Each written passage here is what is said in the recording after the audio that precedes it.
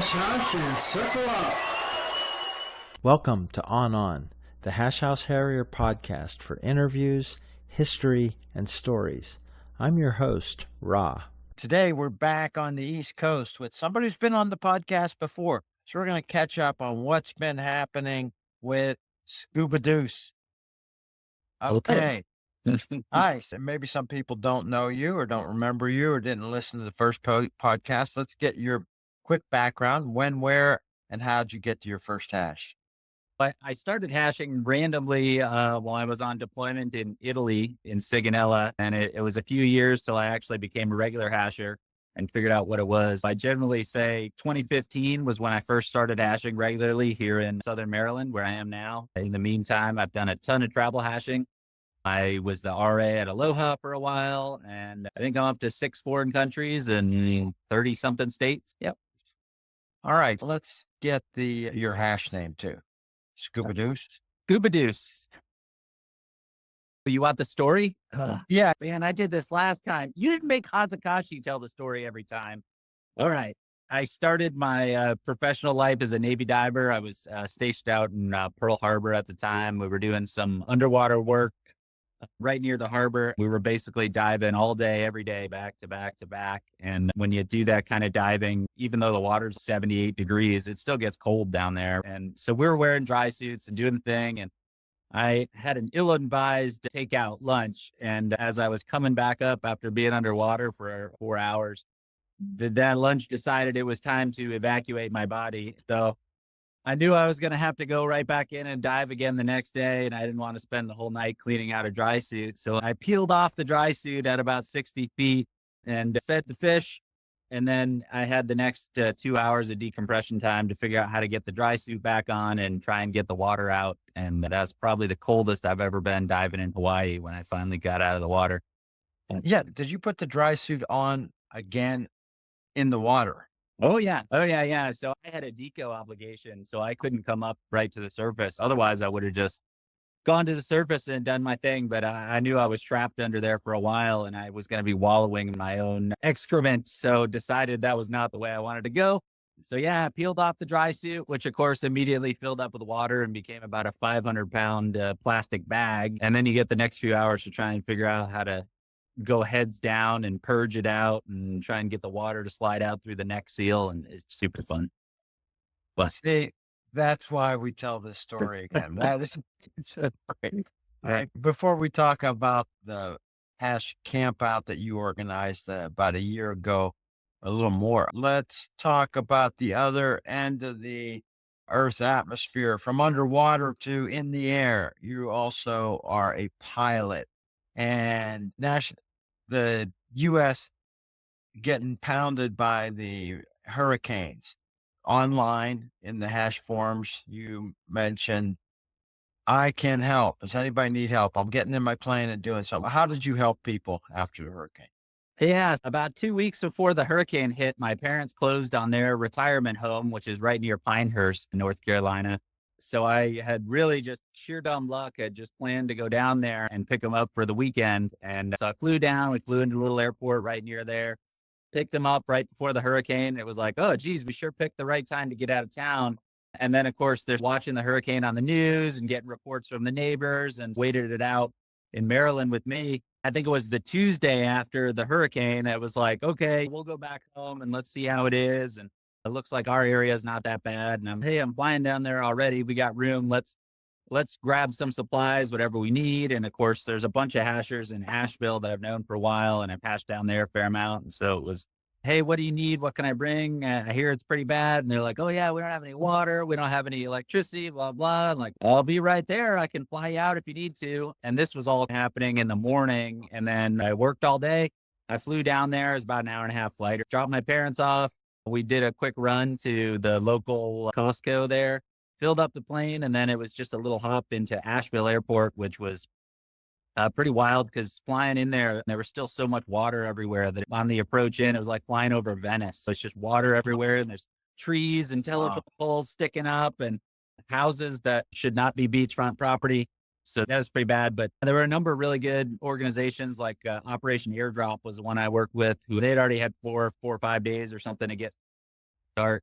running relief operations. So they were collecting all the donations at all the little airports, and they had a master scheduler who would say, hey, when are you available? How much cargo can you take? So I did a couple runs that day. And by the time I got to Asheville that evening, the hashers that I was talking to were, hey, it was really bad this morning, but things have settled. We think we'll be all right. We'll just tough it out in these little FEMA tents. And I'm like, all right, I'll be back. If you need anything, got any special requests for pretty much the rest of the week, I would get to work early around 6 a.m. and I'd work until about 3:30 in the afternoon when I could reasonably scoot out the door.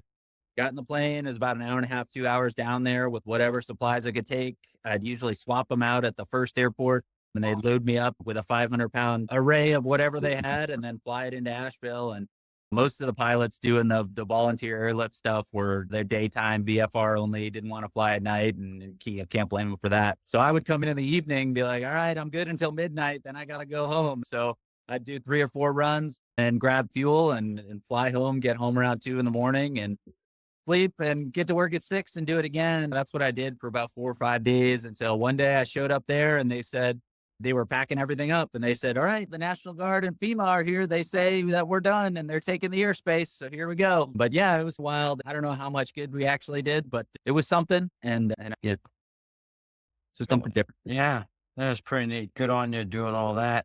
Pinehurst did not get hit too hard, just from heavy rain, huh? Yeah, just a bit of rain down there. So it wasn't too bad. They had maybe some minor flooding in the streets, but houses weren't getting ripped open and that sort of stuff. Nobody had standing water in their living room. But Let's go back to last summer and the campground event. That was a big step up for you. Like I said, you were RA in Hawaii early in your hashing career into mismanagement. You're a pretty capable guy and pretty confident you'll take stuff on if you're not exactly sure what's going on. Let's talk about that event quickly and how you found the place and what was involved. You almost have to go back 2 years. So remember back in January of 23, when the whole Columbia Inter-America's Columbia hash fell apart.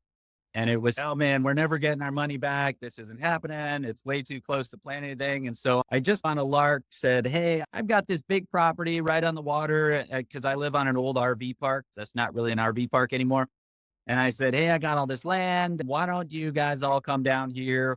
Just toss me a little bit of cash for food and everything else will be free. And we'll stone soup it and figure out who's going to cook and whatever. And we'll make it happen. I figured I may have 25, 30 people because the East Coast has a pretty big travel hash contingent. And everybody already had that weekend blocked off anyway. And I ended up with 100 people who actually showed up.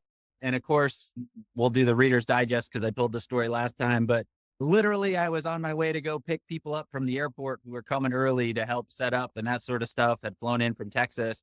And I got a call from my landlord and their lawyer saying, you can't do this. We know we told you we can, but we decided we don't want that many people here.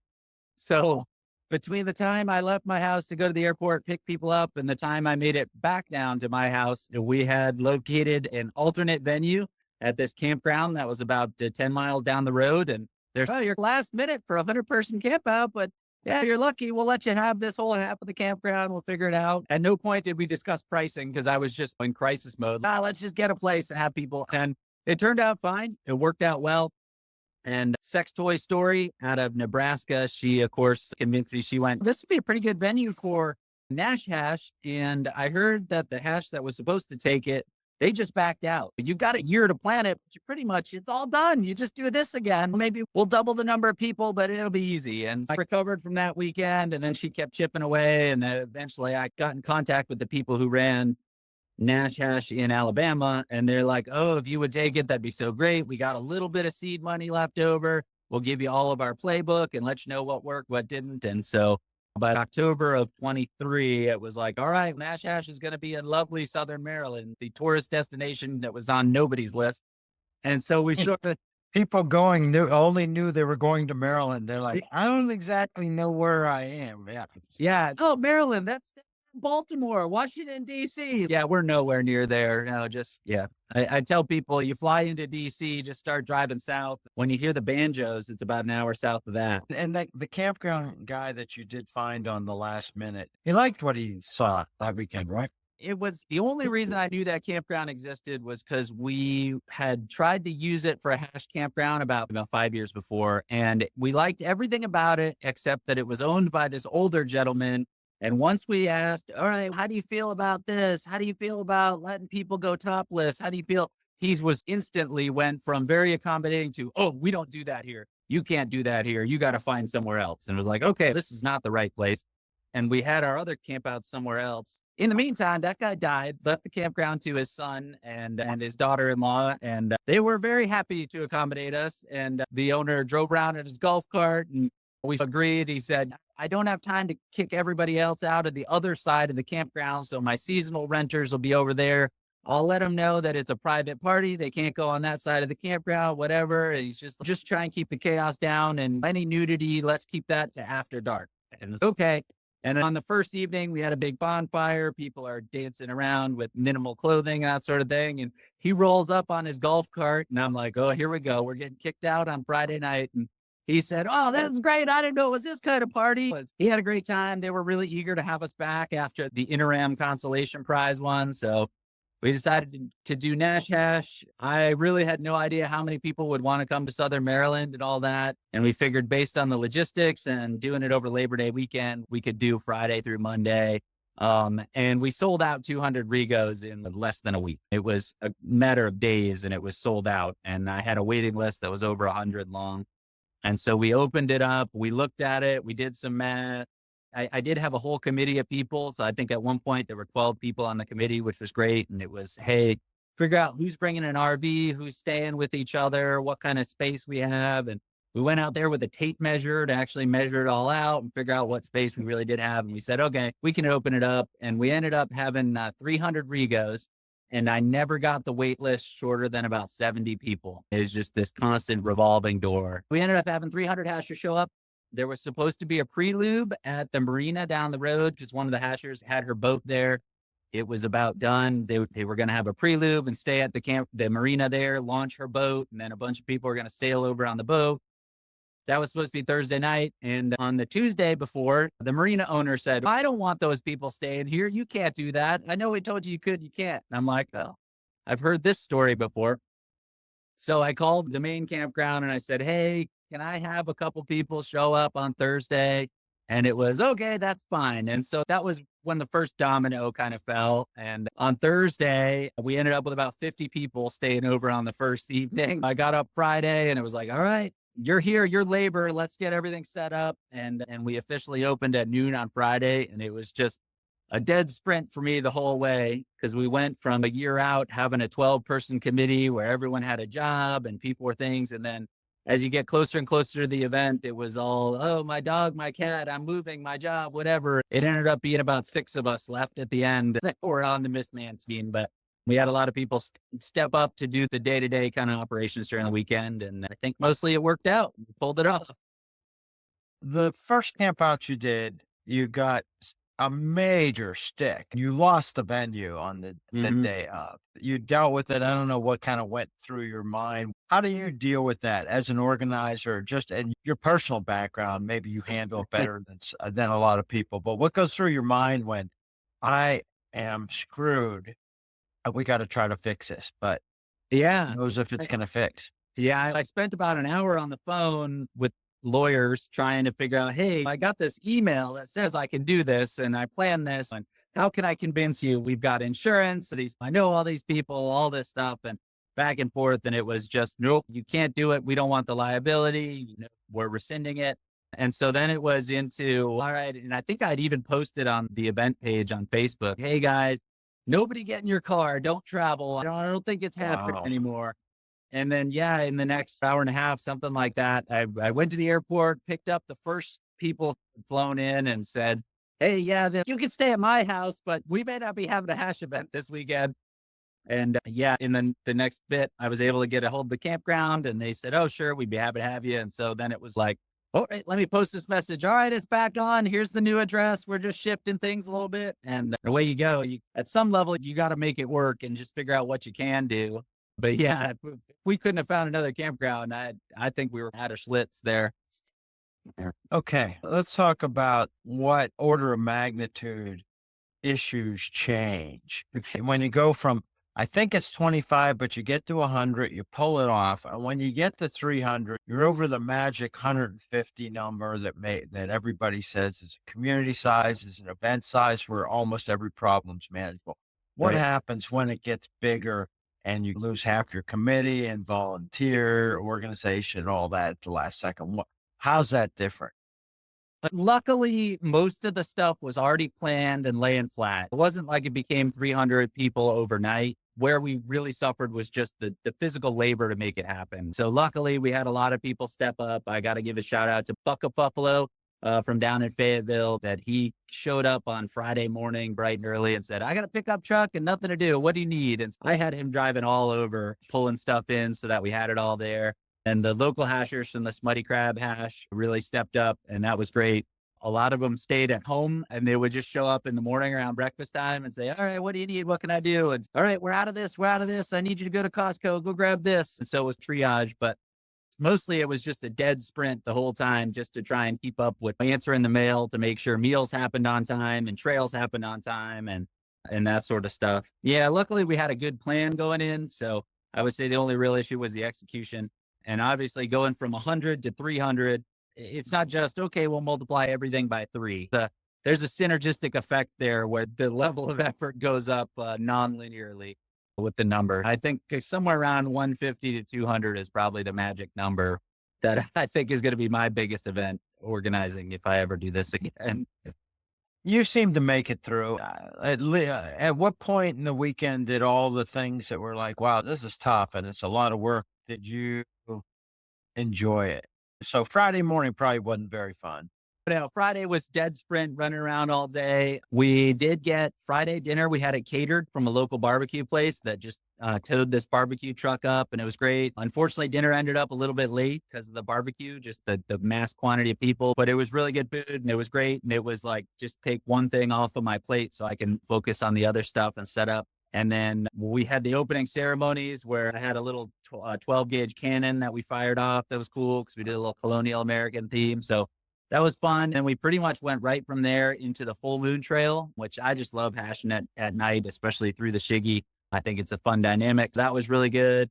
Then we had a bonfire. We had a shot trail at midnight. Pretty much after the shot trail was like, all right, breakfast is not till 8 tomorrow. Entertain yourselves till then. And every night, that was when the last official thing on the schedule closed down. That was my time that I could, okay, breathe the sigh of relief. We survived. Yeah, now I can start drinking. And that was fun. How'd the rest of your committee handle it? Were they as cool under fire as you, or as able to make it through? Everyone made it through. I think everyone had a good time. I got a lot of compliments and positive feedback. There's always stuff that goes wrong. There's always stuff that you go, oh, that wasn't how I planned it. I wish I had done that better. I could have done that better. 2 things that I always judge big travel hash event campouts on are the food and the beer. I think you ought to have good beer. You should definitely never run out of beer. And then you got to have enough food for everybody. And those are probably the 2 biggest problems we had all weekend. Irony of irony, right? My sins come back to visit me. But we had a bar upgrade option where the campground actually let us take over their bar with brick and mortar, full size bar. And we just stopped it. And we had bartenders going all weekend, and about 100 people paid for that upgrade. So to them, it was totally transparent because they would just go to the bar and we kept the bar going all weekend because we just bought massive quantities of liquor. And I'll give a shout out to Felice Mino, who was my bar manager, and he had that thing running like a top, and it was great. The beer side of the house, I talked to Gay, who runs Shiggy Fest every year down in Virginia. That was in August, like the weekend before, 2 weekends before. And I was like, hey, what were your beer numbers? What were your ratios? I got these numbers from Birmingham, and I don't know if I believe their numbers. And he's, oh, yeah, so many people like brought their own stuff and had this. Our beer numbers are way down. I'm like, wow, that's weird. That's what Alabama told me the last Nash hash. And they pretty much had the same numbers. And they said, you plan on, I don't know, I got it somewhere, but it was something like 6.2 beers per person per day or something. And if you could do 50-50 between White Claw and beer split, that's probably what people want to drink. That seemed to be what their numbers suggested. So I went 20% over that. We got a bunch of discounts and that kind of stuff from local breweries. So we had a bunch of just local micro brews on draft. And then the Guinness distilleries right in Baltimore, who hooked us up with some half price kegs and that sort of stuff. And by Saturday afternoon, it was very apparent that we were way behind on our beer, Wow. way ahead on our consumption and way behind on our beer quantity. And so we ended up in triage mode right after trail Saturday. When people were getting back from trail, it was like, wow, we are crushing some kegs here. And so then I had people running out trying to find other kegs anywhere. And it was just like, get me any keg you can, until I think we had every keg in St. Mary's County was at the campground. And it was like, all right, let me see what we got left in the budget. Just go buy 30 racks. Go buy as many cheap 30 racks as you can. And then we switched over to canned beer probably about 10 or 11 o'clock or something on Saturday. And we were running on canned beer and throughout. Yeah, there's a lot of data that comes from super large events, interhashes, and we've now got drinking levels that are pretty reliable over about 10 years. I wonder if campgrounds where you got everybody there doesn't have a fridge. Oh, there's a whole bunch of, who knows what causes the change. Yeah. Yeah, I think part of it was the weather. It was pretty hot weather. And All so right. if people weren't on trail, there were a lot of people that were just hanging down in the water because there was a big waterfront and people were floating in tubes, hanging out and taking pictures down there, pictures of beer. I think you get a lot more waste when you do keg beer personally. Yeah, who knows what it was? Somebody suggested it's usually we have Busch Light and Miller Light, and here you are serving Guinness and all this other craft beer and IPAs and all this stuff. People are going to drink it faster. And I was like, okay, that may be a point. But yeah, we made it through. And I think I ended up with about 30 or 40 canned beers left at the end on Monday after everyone was gone. So we didn't run out, but it was touch and go there for a while. Okay. What about the future of Nash Hash? How was there more than one volunteer? How did it work out? Yeah. So before the weekend started, I had 3 possible different hashes that said, hey, yeah, we're interested. We'll probably pull together a bid and we'll give a bid. And slowly through the weekend, they were dying like flies until even the last holdout, who was the first one who said, yeah, we want the next one for sure. They came in and they said, oh, we've got some things we have to figure out. We're not ready to actually bid. And so we ended Nash Hash with sort of a TBD, like we'll announce it and we'll let you know based on how things shake out.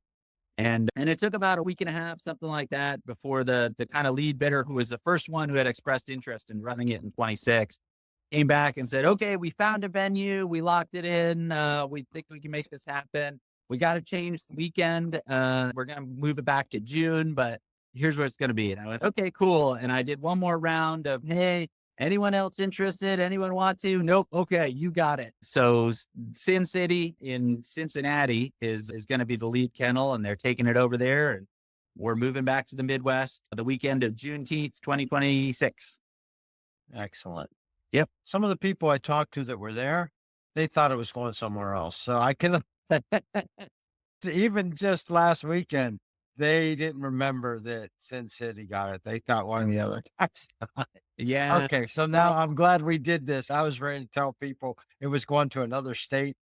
Yeah. And Rigo's haven't opened yet. They're going to wait a little while longer to open Rigo's, settle out on a price, but the location and the date are set for sure. And the new Miss Man has already been active and running things. So that's good. There was one point where it looked like Tampa was vying for it pretty hard. And there was another point where Texas was really hard into it, and they were going to combine it with Texas Interhash, and it was going to be this huge mega event. As it turns out, they decided that 26 is not their year, but Texas has already entered in their formal bid for 2028, and they do want to combine it with Texas Interhash, and it's also some anniversary. I think it's like the 30th anniversary of Dallas Urban Hash or something like that. It'll be a big mega event. They want to rent a whole hotel and do it there, and so good luck to them. I think it's a great idea. Yeah, So you remember Eurohash? We had Texas bid for Eurohash, and people thought it was a legitimate bid when we're getting booed on stage. And, people can't really understand a joke all the time, but it's pretty good. I mean, thanks. It's what you did, stepping up, kept Nash Hash alive. We did. We kept it alive. There were some folks there. You always do. Anybody who's gone to 2 of these, 3 of these, 10 of these, and I mean, we had a couple people, Catwoman and her husband, who have gone to all of them and showed up. And yeah, people had lots of good things, and people seem to have a good time. When you're on the Missman side, I think the errors and the faults and the misstep kind of slide to the front of your view, and you miss the perspective from the other side. So Penis Head, we'll just get his name in. there it is. There it is. Yeah. Yeah, that's great. No, but it is. And then holding it together and then getting it on. When you did it, really, if it wasn't you, it wasn't going to be anybody, I think. It really, like, I just took it over by default, and I blame Tech Toy Story for everything because she made it sound like, oh, we'll just take 50, 100 more people. We'll do the same hash. It'll be great. Hey, what do you think about doing the Monday too? That way Sunday can be a full hashing day. And that ended up being a really good choice, actually, because Sunday we did some alternate trails. We had people doing a walking living history trail through the little colonial village that's nearby. We did a kayak trail, and there's a bunch of wineries in St. Mary's County. So we filled up the vans with 30 people, and we did a little wine tour of 3 or 4 of the wineries around there. So everybody got to choose their own adventure. And yeah, it was just a great chill day. Oh, wow. Yeah. Congrats on everybody living through it. Yep. And Nobody died. Nobody died. having an event. Hogtown just had our anniversary. We had been in Niagara Falls for a couple years because our hotel went out of business, got torn down. So we're back in the city. Small event, barely 50 people. We still had some bumps, but yeah, little can go wrong on that size that you can't just fake it out. Speaking of that, we'll just put this in here because I've been checking up, and there was a lot of, whenever you get a bunch of people together, everybody's saying, so where's America Interhash? Weren't they supposed to tell us in September? Weren't they supposed to tell us at Halloween? And the official word that nobody has any official word. So we're giving them time, but we hope to hear something. You're plugged into a lot of that and traveling around the East Coast. Yeah. I assume you're planning to go to America Interhash once they sort it out a rego. I am planning on going to Inter Americas, not least of which I have to go defend my Inter Americas Beer Mile Championship title. So I have to go at least for that.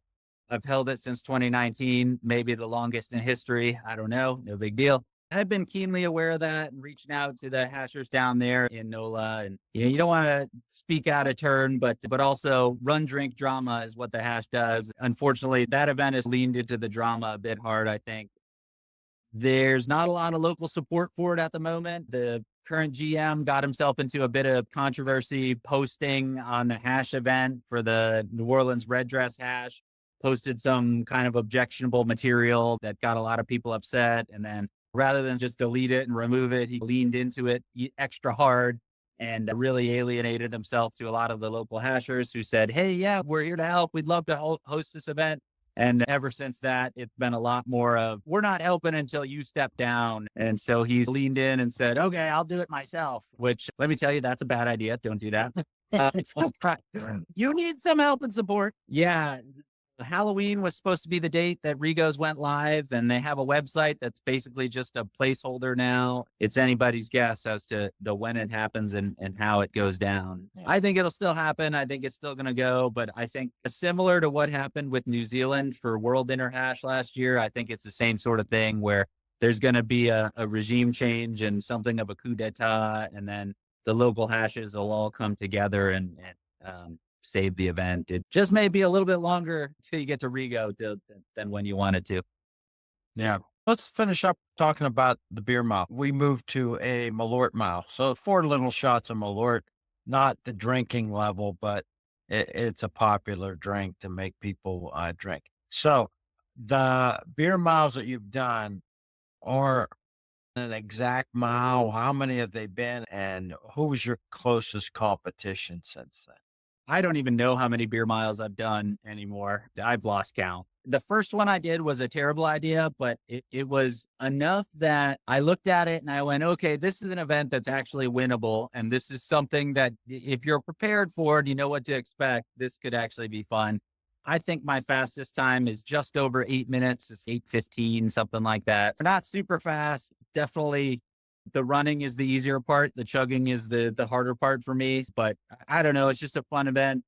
I've done even more than that because in Hawaii, we had the trifecta event. Our 3 campouts a year in Hawaii, we would start out with the beer mile. And then at the next campout, we would do the Wine Knot 5K, where you have to run a 5K and drink a whole bottle of wine. And then the third one, it all culminates in September with the Moonlight Invitational 6-pack 10K, where you run a 10K around Diamond Head. So there's some serious elevation to that one. And there's 6 beer checks, and you got to drink 6 beers. And that is probably my most fun event. There's also the half case, half marathon that's done up here near DC once a year. That one's just a little too extreme, in my opinion. The 6-pack 10K is a sweet spot, but beer miles is certainly fun. Yeah, the gauntlet's down. People can start training if they think 8:15 and 4 cans of beer is possible. There you go. And we can have a competitive race next time everybody gets together on the national level. Yeah. Yeah, train your livers. I am a stickler for the rules, though, the official beer mile rules. So it's got to be a real mile. It's got to be 4 lap, and you got to have a beer that's at least 5%. You can pour out the beers, you can put them in a cup, but you can't shotgun them. And yeah, Excellent. do it. All right. I don't know if you've had full time to recover. What's on your mismanagement or event helping calendar? Well, Looking at anything? the last weekend in August, first weekend in September, that was Labor Day weekend this year. So that was obviously US Nash Hash. And then I was on the Missman committee for DC Red Dress Columbus Day weekend, the first weekend in October. So I had about a month of more or less recovery, but I was in event planning mode. We pulled off the biggest DC Red Dress since COVID, which was great. Similar to the story you were just telling about Hogtown, we always took DC Red Dress to the same hotel for 10 or 15 years. It was the Capitol Skyline Hotel. They let us take over a couple of floors, the ballroom, the pool deck, or the whole hotel, depending on how many people we had. And it was already starting to decline in numbers before COVID. It peaked in the 90s as a 500-person event, just the expense and travel and that kind of stuff. And I think the DC Hash is generally aging. It had gone to about 250, maybe 300 before COVID. Still a great event, still a lot of fun. And COVID killed the Capitol Skyline Hotel. It never reopened after COVID. Now it's a private art museum. And ever since then, we've been struggling to find a venue. Every year, it's just a struggle. One year, they were at a Motel 6. It was not ideal. But this year, we got back to a legitimate hotel hash where we had a whole floor of a hotel. We had a ballroom, hospitality suites, and that sort of stuff. It was nice to get back to our old style of what the DC Red Dress used to be, where it's a full weekend event hash, not just a one-day Red Dress. So that was a very successful event. That worked out well. And yeah, one of the vans we rented for that one, we woke up Saturday morning when I'm supposed to start shuttling people to start for Red Dress, and we found it was gone. It had gotten towed. But had to go to the outskirts of Alexandria and get this van out of this really sketchy tow yard that insisted on cash-only payments, and that was the whole thing. But that was our major hiccup there. But after I got done with that weekend, it was no Missman for a while. I'm retired. I guarantee I'll get pulled out of retirement at some point here, but at least for a while, I'm not doing Missman for anything. I'm going to be a $5 hasher for a bit and travel hash away. Yeah, I don't know. It's hard to know what's cause and effect. It seems every event you get involved with, you've got to solve some major problems. And we're not saying they follow you. You do a good job of solving them, but you do have some good stories. So we'll put it out there. Anybody that's hosting a big beer mile who says, hey, we need to collaborate in, they can let you in, let you fly in or fly you in and show up and give them some competition.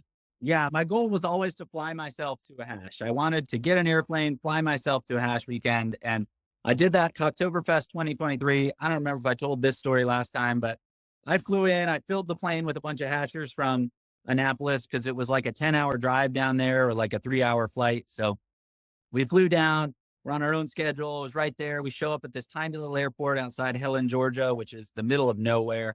I'm convinced it was a town that was totally formed by escaped Nazis who just wanted to hide in the mountains of Germany after World War II, which is why the whole town looks like a Bavarian village. A whole nother story. But we fly in. I'm talking to the airport manager. He gives me the keys to his car, says, just bring it back on Monday when you're done with it. It was great. No sooner do we get to the hotel and they pour out my first beer. And I'm like, yes, now it's time. I get this phone call that, hey, we're stuck at the Atlanta airport. There's no rental cars. They say the weather's bad. There's all these flights canceled. People are just renting cars, blah, blah, blah. Can you come pick us up? And I'm like, well, the weather's so bad that Delta and American Airlines can't get in. What makes you think I could get in? So I look at it and I go, sure, go to this little airport right around the corner, take a $5 Uber. I'll meet you there. And so I'm like, all right, I guess I'm not drinking this beer. I'll be back later. So I drive back, get in the plane, fly down. It's only a half-hour flight to this little airport, Atlanta Executive Airport. That's what it is. Because I didn't want to have to deal with all the big planes and the traffic of Atlanta, the busiest airport in the world. And I land and they're taxiing me in and they park me right by the door, right in front of the door to this little airport. By the time I can open the door and get out of the airplane, the guy is literally rolling out a red carpet to my door. And I'm like, what is going on, man? I am the smallest, cheapest airplane here. That airplane could be like Puff Daddy's airplane next to me. And you put me in the VIP spot. Oh, this isn't for you. Your passengers are inside. We're doing this for them. And where in the heck? As it turned out, if you're not familiar with flying at little airports, you don't go through security. You're on your own schedule. There's a big lounge that usually has free food, sometimes free cocktails, that kind of stuff. I walk into this little airport at Atlanta Executive, and they have these big overstuffed leather couches. And here are these 4 hashers sprawled out on these couches. One of them is shoveling popcorn into his face from the free popcorn machine. All of them have these glasses of mimosas on them, and it's obvious it's not their first one. They're like, this is amazing. It's free Mimosa Friday. Is this what you do all the time? No. Get in the plane. And meanwhile, the nice girl behind the counter who handles all the bills and stuff, she's like, oh, wait, hold on. I've got your to-go cups here. And she's giving them to-go mimosas to take in the plane. And so it was their first time ever, flying small airplane, flying private. The other pieces, they're like, this place is great. Like the whole defensive line from the Atlanta Falcons just flew through here a minute ago. Look at these pictures. They took selfies with us. So we resurrected their day, flying back. Anyway, the weather was still crappy the next day. And I ended up doing that flight 2 more times, picking up stranded hatchers there for Cocktoberfest last year. So that was cool. That's my flying and hashing story. Sorry. Long way to go. Let's see, events I'm doing. What do I have this weekend? Oh, yeah. So this coming weekend, I'm going down to Tidewater, to Norfolk. We're having the first East Coast hashing dining out weekend. So it should be fun. That'll be cool. And 2 weekends from now, I'm going to Charlotte, where we've organized a Renfest hash. And that one, we're just flying in. I think we've got about 20 or 30 hashers that are all going to meet up at the Carolina Renaissance Festival and do that Huzzah H3 trail on Saturday. And my next big event, I'm going down to Pinehurst to do Wonderland H3's first Christmas trail. That's middle of December, like the 15th, weekend of the 15th, I think. January, I'll be in Myrtle Beach for their Barbie pub crawl weekend. They did one last year, then it was such a wild success. They're doing it again this year, so I thought I'd go down and check that out. And then I lose track of my schedule. I try and limit myself to 1 travel hash big event per month, because otherwise it just gets to be a lot. And I know I'm booked out through March already. I'll see you out there somewhere. We're going to just zip down out of the cold. Toronto's gotten colder, so we're just going to go hit Grenada, although it's going to rain all week, and pick up a new hashing country there. Yeah. Nice. Yeah. We keep saying we're gonna sail the hash sailboat to the Bahamas or somewhere in the islands in the winter, but it hasn't happened yet. So we'll see. It's still sitting here at the marina from Nash Hash because it's having some work done. So we'll figure it out. Maybe we'll make it down there this winter. I'll make one more plug we're jumping on the second and final Antarctica waddle on to Antarctica in February, and there's still some cabins left. So everybody hearing this wants to check off and get to Antarctica, there's a bunch of hashers going on a cruise. You can track that down too. Yeah, it looks fun. I know Occupied and Liquor Up, they always put on a good event. And I know the last one was big, but yeah, I got to find some kind of a scholarship if I'm going to do a $20,000 cruise to Antarctica, unfortunately. That's 18-year-old me decided to have kids instead of go to Antarctica now. So I got a couple more years. But that looks like a great time. Yeah. Good catching up with you, Scuba Deuce. Yeah, for sure. Always a pleasure. On. To close the circle, here's the Hash Anthem sung by Mother Hash. Swing low, sweet chariot, coming for